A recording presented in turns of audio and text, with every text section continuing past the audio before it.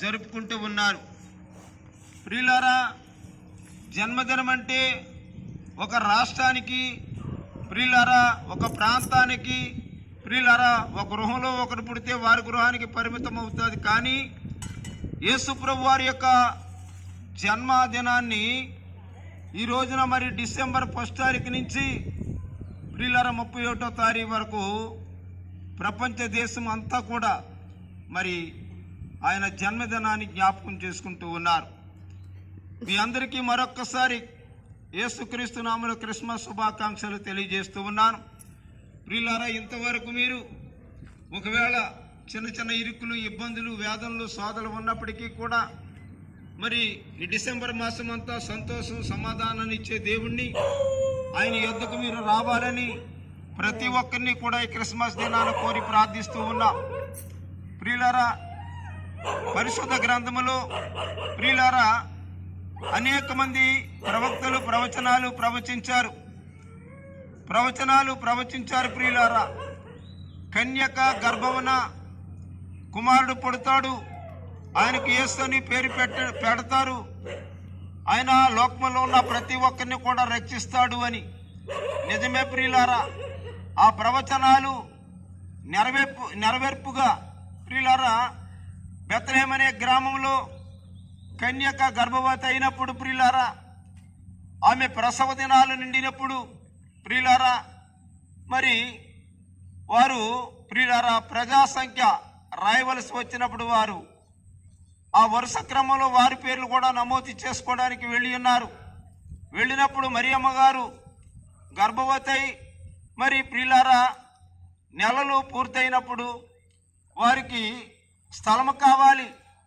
ఆ స్థలము కోసం ఆ గ్రామానికి వెళ్ళి ఆ దారిలో ప్రియులారా సత్రం ఒకటి ఉంది.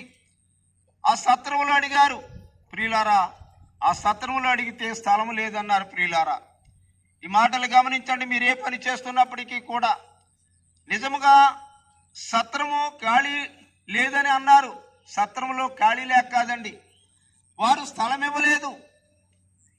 లోకరక్షకుడైనటువంటి యేసుక్రీస్తు ప్రభు ప్రియులారా మరియమ్మ గారికి నెలలు నిండిన సమయంలో వారి స్థలమనుగా అడిగినప్పుడు వారు స్థలము లేదని చెప్పారు. నిజంగా మనం ఆలోచిస్తే ప్రియులారా స్థలం ఉంది, కానీ వారు స్థలం ఇయ్యలేదు. ఈ మాటలు గమనించండి. పూర్వదినాల్లో చూస్తే ప్రియులారా ఆనాడు ఇజ్రాయేలు దేశమే కాదు మన దేశంలో కూడా ధనవంతులైన వారు ప్రియులారా వారు స్వర్గలోకం అనేవారు. స్వర్గానికి వెళ్ళాలంటే ఈ లోకములో పుణ్యకార్యములు చేయాలి. ఈ లోకములో పుణ్యకార్యములు చేస్తే ఆ స్వర్గలోకానికి వెళతామని ధనవంతులైన వారు ప్రియులారా ప్రతి పట్టణము, ప్రతి గ్రామము ప్రియులారా గ్రామంలో ఉన్న ధనికులు ఊరి చివరిన ఒక సత్రము కట్టించి ఒక బావి తవ్వించేవారు.